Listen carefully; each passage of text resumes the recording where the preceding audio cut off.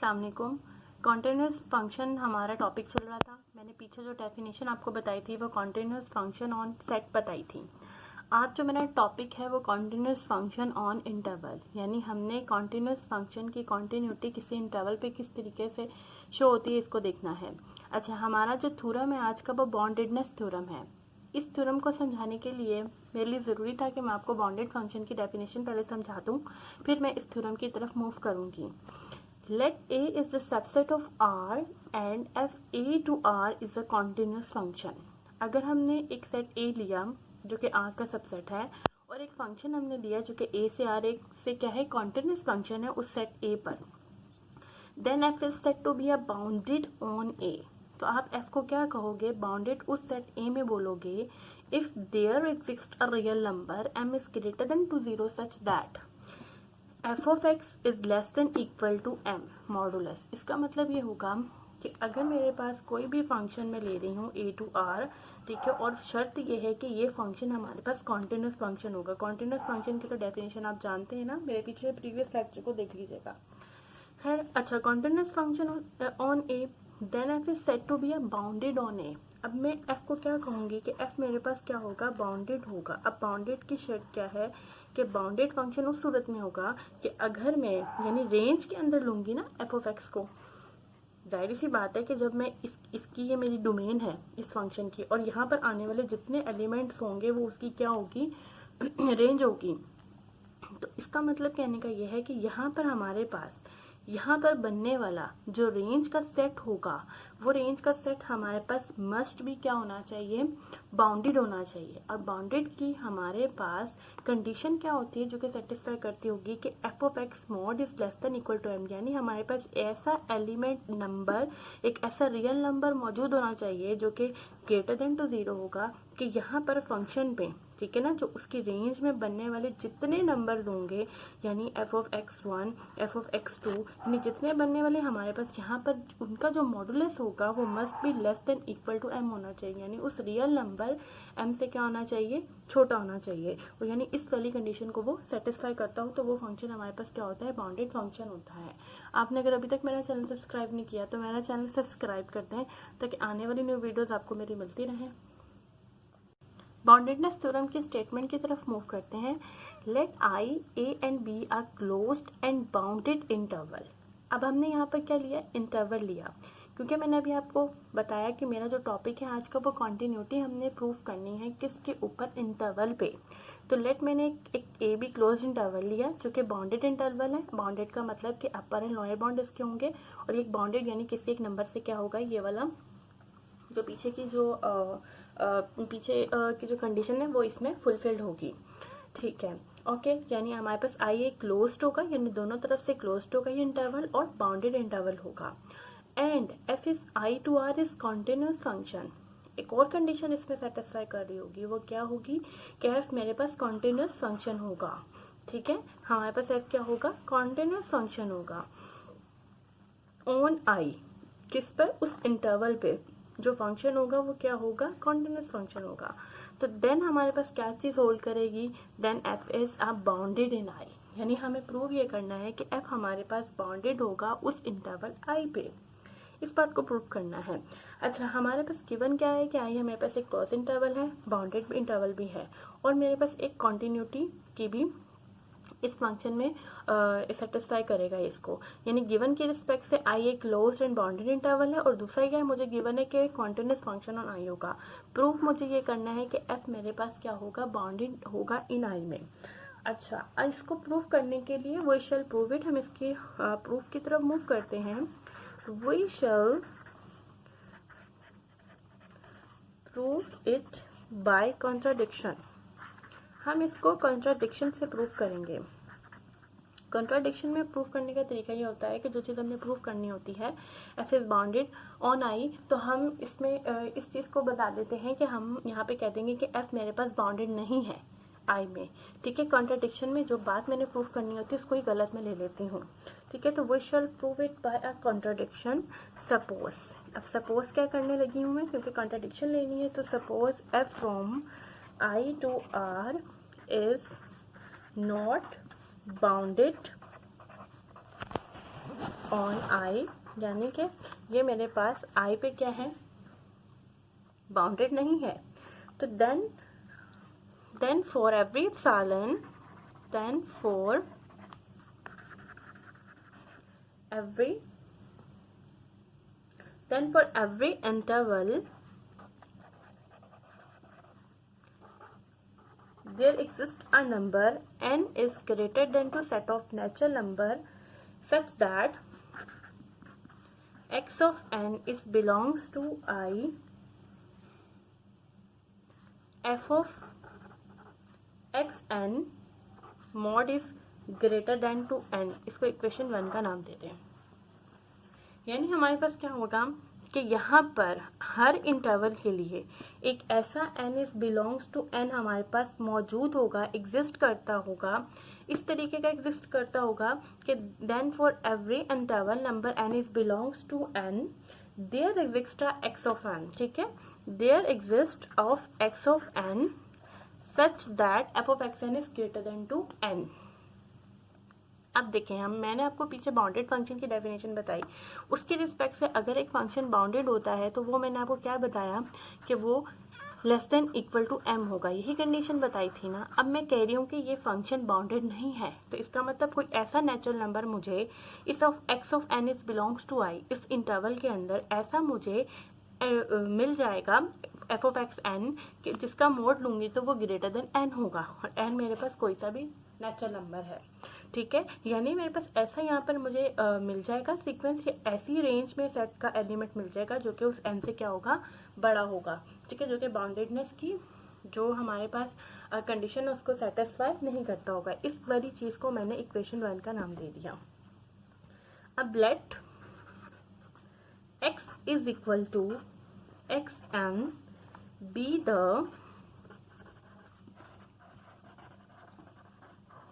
the sequence of all such elements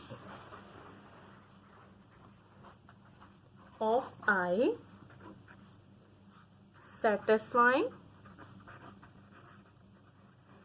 equation 1। ठीक है, यानी मैंने x n के वो तमाम नंबर्स अब मैं एक सीक्वेंस बना रही हूँ जो कि इस इक्वेशन 1 को सेटिस्फाई करते होंगे। इट मीन्स कि मैं x ऑफ n ऐसे यहाँ पे ले रही हूँ कि जब मैं f ऑफ एक्स एन लूंगी, उसका मॉडुलस लूंगी तो ग्रेटर देन n, यानी मुझे एक ऐसा नंबर मिल जाएगा कि जो इस कंडीशन को सेटिस्फाई करेगा। अब हमें ये पता है कि all the element of P I, so then x is equal to X N is a bounded sequence. कैसे बाउंडेड सीक्वेंस हुआ, देखें, मैं यहाँ कहती हूँ कि देन एफ इज, मैंने यहाँ कहाँ बताया कि आई मेरे पास क्लोज्ड भी और बाउंडेड इंटरवल भी है। अब जब मैं इसी से ही ले रही हूँ ना, क्योंकि आपको पता है कि एक्सएन मैंने कहाँ से लिया है, आई में से, और आई के लिए मेरे पास क्या बात मुझे पता है कि आई मेरे पास क्लोज्ड भी होगा और बाउंडेड भी होगा। तो इसका मतलब जो मैं उसके अंदर लेने वाले नंबर्स जो मैं ले रही हूँ सीक्वेंस, वो भी तो मेरे पास बाउंडेड सीक्वेंस होगा। ठीक है, मैंने इस रिजल्ट से ये वाली बात यहाँ पर लिख दी। ठीक है, हमारे पास क्या होगा कि x is equal to X N is a bounded sequence as i is equal to a b is a bounded interval. मैंने यहाँ पे ये रीजन भी लिख दी। ठीक है, is a bounded interval that is a is less than equal to X N and less than equal to b for all the n। ठीक है, यानी a और b कोई ऐसे दो अपर लोअर बाउंड्स हमारे पास मौजूद होंगे जिसके अंदर ये वाली उसके अंदर होगा, यानी बाउंड होगा बाय बल्जानो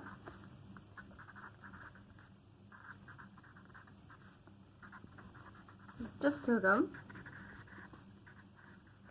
अच्छा, अब हम इस थ्योरम का यहाँ पर रेफरेंस यूज करेंगे क्योंकि जो सीक्वेंस लिया है वो हमने बाउंडेड लिया है। इस थ्योरम को मैंने अपने जो है वो प्रीवियस लेक्चर्स में प्रूफ भी करवाया हुआ है। मैं इस थ्योरम का यहाँ पर रेफरेंस ले रही हूँ क्योंकि मैंने यहाँ पर कहा है कि सीक्वेंस जो है वो मेरे पास क्या है, बाउंडेड है। तो बाय बल्जानो-वेटलेस थ्योरम हमें क्या बताता है, that is every bounded sequence has convergent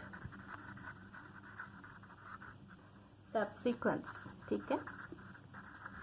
okay, इसका मतलब हमारे पास जो सीक्वेंस मैंने बाउंडेड लिया है इसका कोई ऐसा सब सीक्वेंस मेरे पास होगा जो कि क्या होगा, कन्वर्ज करता होगा। अब मैं उस रिस्पेक्ट से अब एक यहाँ पर एक कन्वर्जेंट सब सीक्वेंस लेने लगी हूँ। उस सब सीक्वेंस को मैं लेट एक्स डैश कह देती हूँ। इट्स एक्स एन और आर, ठीक है। जस्ट इंडिसेस को रिप्रेजेंट करने के लिए मैंने एक्स एन आर ले लिया इसको। B are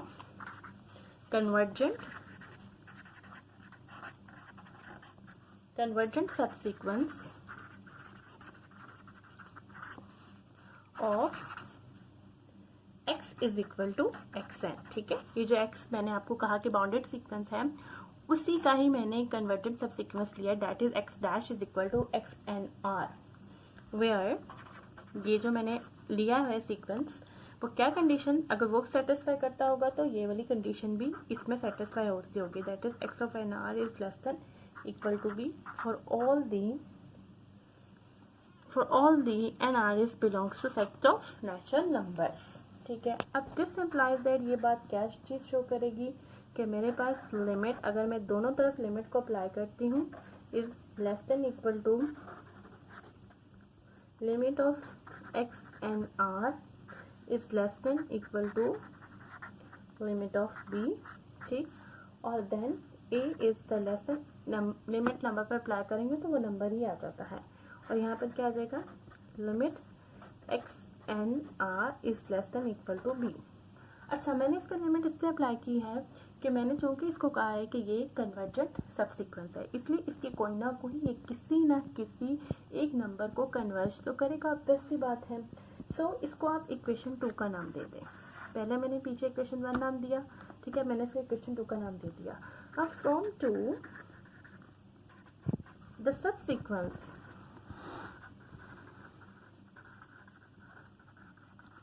x dash is equal to x and r is a bounded sequence, ठीक है। बाउंडेड हुआ ना, सारी सी बात है, जब मैंने इस पर लिमिट अप्लाई कर दी और क्योंकि ये उस सीक्वेंस का है, एक सब सीक्वेंस है, तो जब वो वाली इस चीज को सेटिस्फाई कर रहा है तो वो इस चीज को भी सेटिस्फाई करेगा वो सब सीक्वेंस, तो इस वजह से वो बाउंडेड हो गया।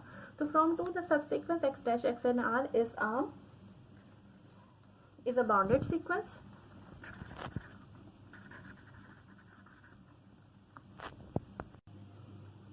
since every bounded sequence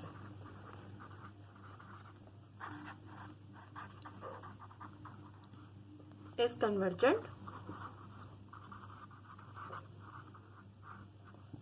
so x dash is equal to x and r is convergent, ठीक है।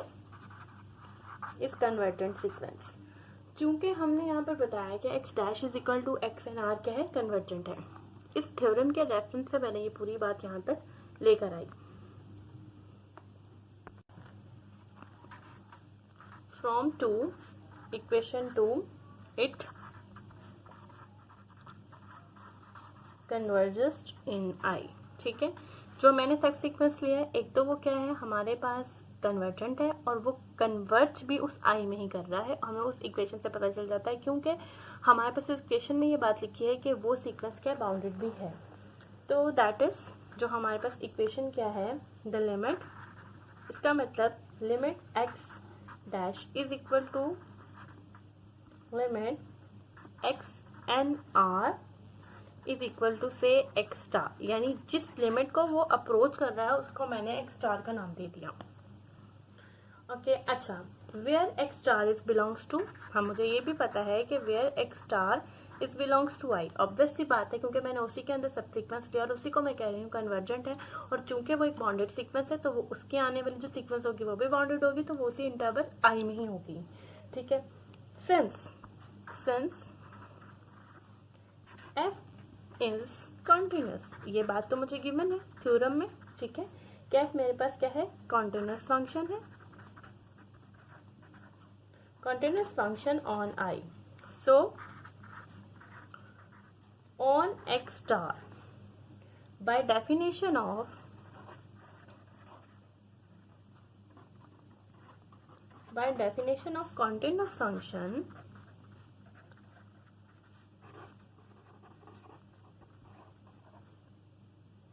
if limit x n r is equal to x star, then limit of f x n r, ठीक है, is also converges to f of x star.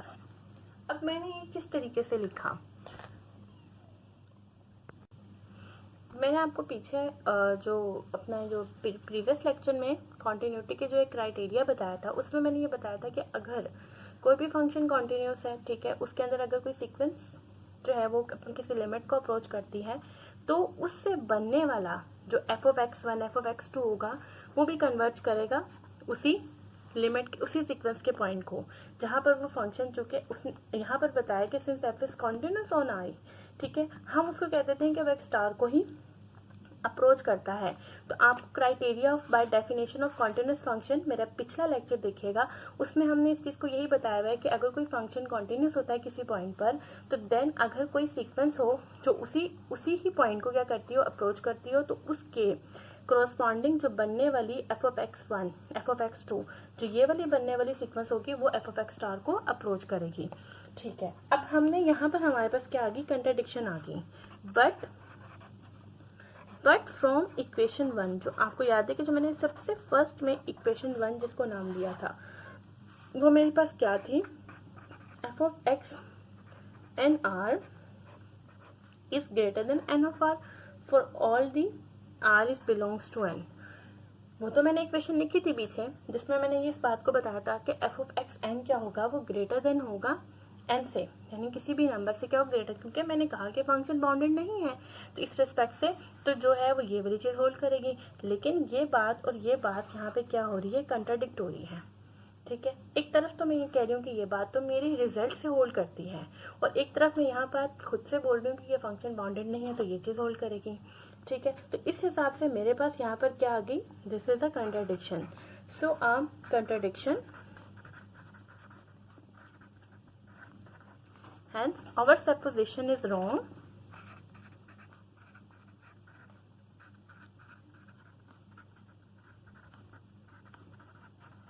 हमारी supposition wrong हुई, so that is our supposition is incorrect or wrong. So f is bounded on I, hence proved. I hope कि आपको आज का lecture समझ आया होगा. इंशाल्लाह next new video new theorem के साथ इसी से ही रिलेटेड जो टॉपिक्स हैं उससे मुलाकात होगी. अल्लाह हाफिज़.